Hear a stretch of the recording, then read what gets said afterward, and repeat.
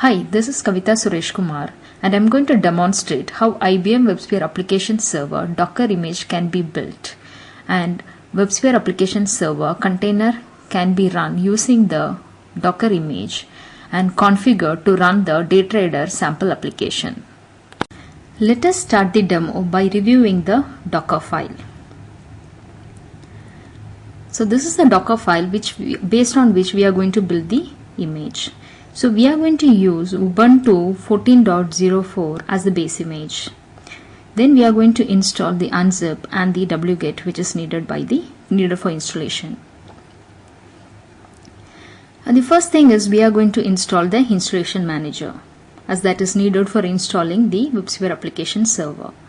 Once the installation manager installation is successful, we would be installing the WebSphere application server version 8.5.5. Once the version 8.5.5 installation is successful, we are going to apply the Fixpack 5 over that. After the installation of Fixpack is also successful, we are going to create an app server profile. So these are the ports which are going to get exposed on the container. Now let us build the image. Docker build -t and base dot. Base is the name of the image and dot indicates the current folder where we have the Docker file. Build process is happening. It is installing wget. Now it has started the installation of the installation manager. Installation manager installation is in progress.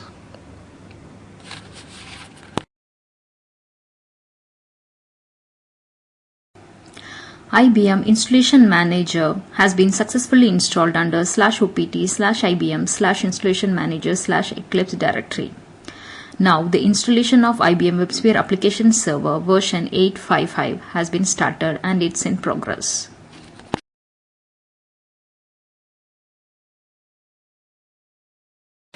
IBM WebSphere application server version 8.5.5 has been successfully installed under /opt/IBM/WebSphere/app server directory. Application of Fixpack 5 over that is in progress. Fixpack 5 has been successfully applied over version 8.5.5. Creation of application server profile has been started. Application server profile has been successfully created. Now, the ports which are required to access the application server are getting exposed.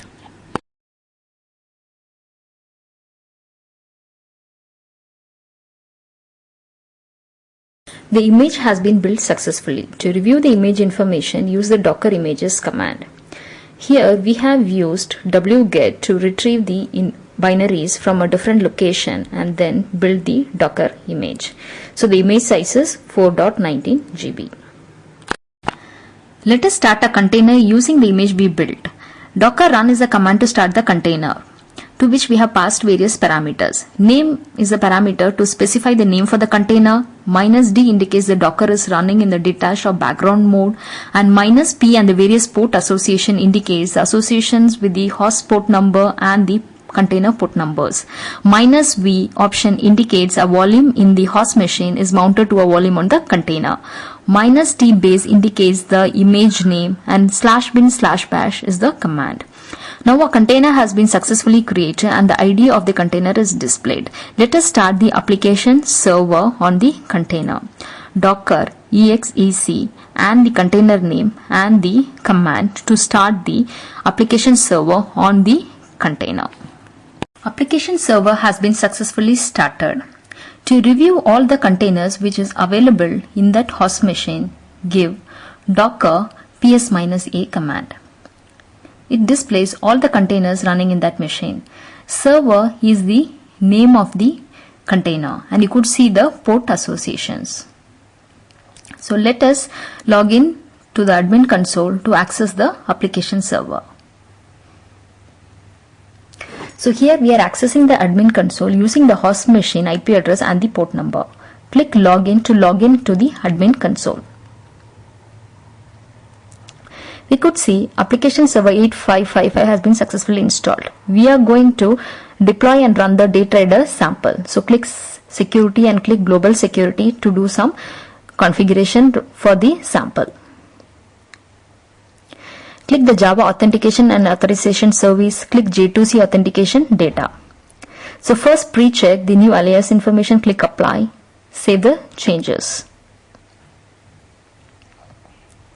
Again go to J2C authentication data and click new to add a new authentication alias. Provide the authentication name and then give the user ID, password, and then click OK. Save the changes. Click another authentication data alias. Trade admin author data. User ID is db2inst1 and provide the password and then click OK. Save the changes. So now we have created two authentication data information required by the DayTrader sample. Now let us go and do the database configuration.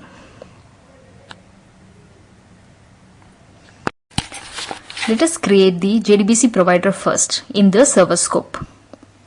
Click new and select the database type as DB2, provider type as DB2 Universal JDBC driver provider, connection pool data source, and then click next. Provide the directory location. So here we have provided the map location and then click finish and save the changes. So we have created the JDBC provider. Now let's create the data sources required by the sample. Again in the same scope, server scope. So click new and provide the data source name, trade data source, and the JDA name, JDBC trade data source, and then click next. Select the existing JDBC provider as we have already created one. Then click next. Provide the database name and the server name. The database is running in the host machine. Then select the authentication alias. Click finish to save the changes. Save the changes. Let's do a test connection. So here the test connection was not successful because the database was not running in the machine. The test connection failed as the database was not running. So let's start the database server. Log in as a db2inst1 and issue db2 start.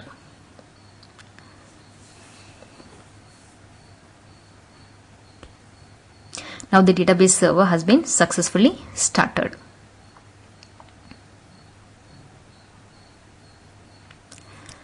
Let's do the test connection again.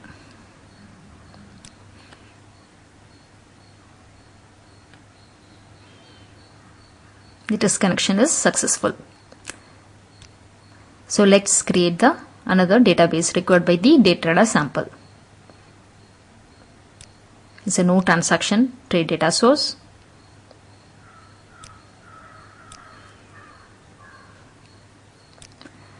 Select the DB2 Universal JDBC driver provider.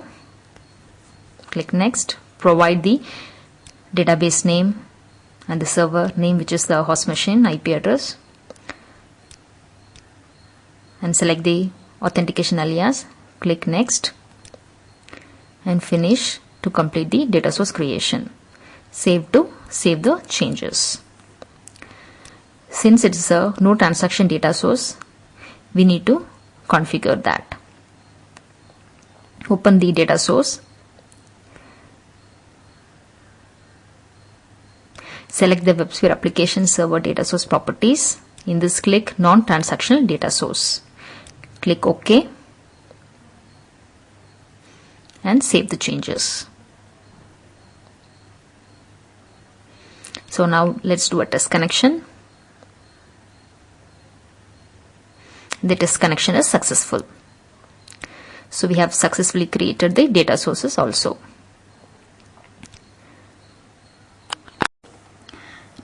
Now let's create a service integration bus. We are creating a bus with the name bus. Click next. Click finish. Save the changes. Click the bus. Let's add a bus member. Click add and select the server. Click next. So we are going to use file store. So we are going to go with all the default values. Click next. Click next and finish the bus creation, add member creation.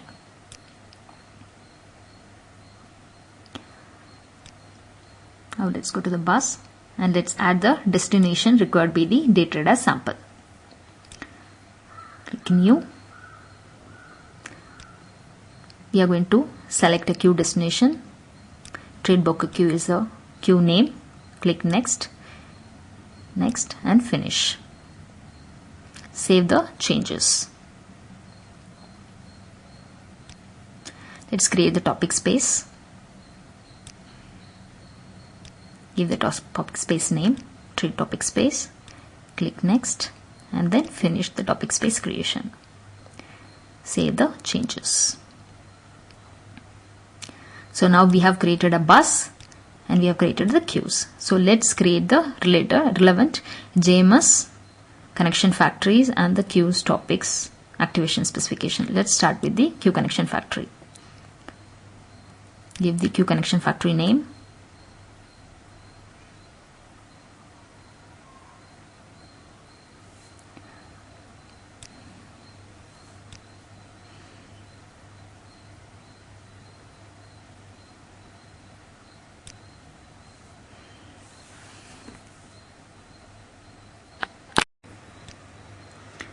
Let's select the bus name, bus, and then click OK. Save the changes. Trade broker QCF connection factory has been successfully created. Let's create the topic connection factory. Then out the server scope, new, default messaging provider, trade streamer TCF, GNTA name, JMS, trade streamer TCF, and select the bus name, bus. Click OK. Save the changes. So topic connection factory has been successful. Let's create a queue. Default messaging provider. Provide the queue name.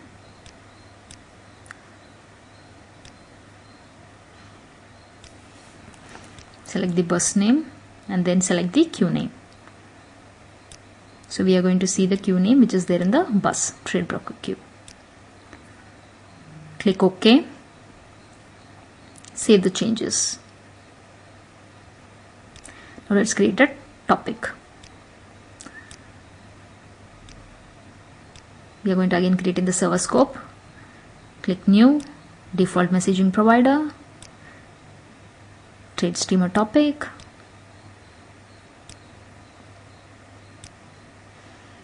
select the bus name,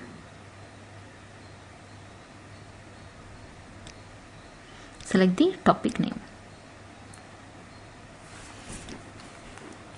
click OK, save the changes. Now let's create an activation specification. The activation specification is also created under the server scope. Click new, default messaging provider, activation specification name, trade broker MDB. This activation specification is associated with a queue. So provide the destination GNDA name, JMS trade broker queue. Select the bus. Click OK. Save the changes. Let's create the other activation spec which is required by the DayTrader sample. Trade streamer MDB. Here in this case, destination type is topic, JMS trade steamer topic, and select the bus name.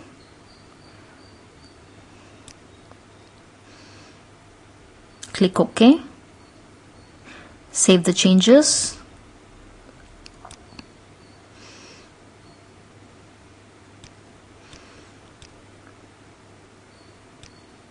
So now let us install the DayTrader sample. Click install. Choose file. Select the DayTrader application. Click next.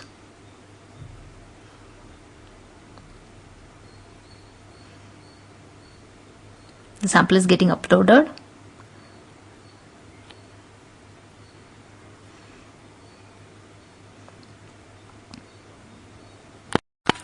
Application is getting uploaded.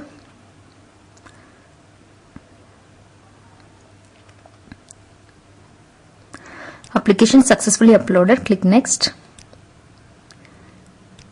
Click next. Review the map modules. Review the map virtual host. Click next. Click finish to complete the installation. Click save to save the changes to the master configuration. The DayTrader application has been successfully installed. Let us start and stop the app server to pick up the changes.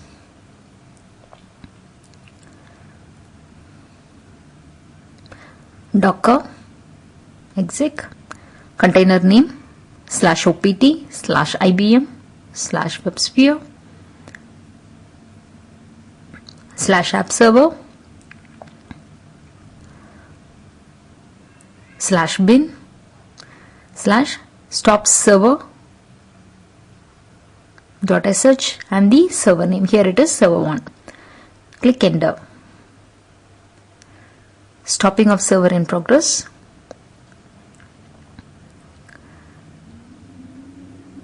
And the server successfully stopped. Let's start the server again.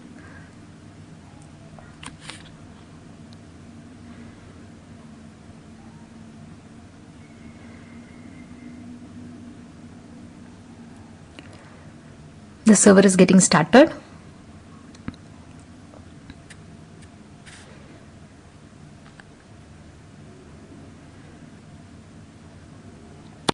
The server has been successfully started.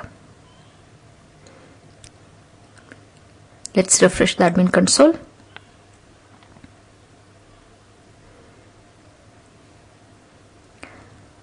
Let's check whether the application has been started successfully. Yes. Let's launch the DayTrader application.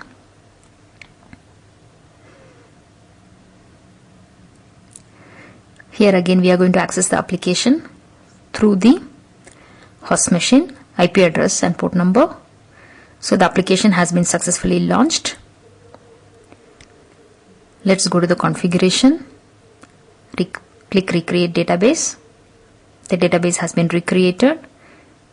So it is giving option stop and start the application. So stop the application. Start the application again.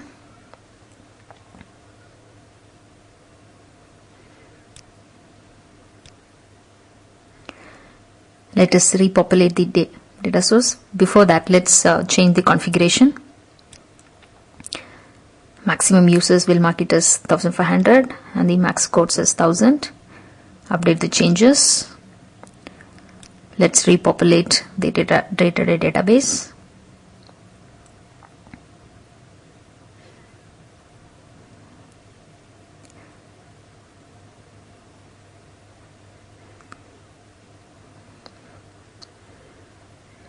The database is getting populated.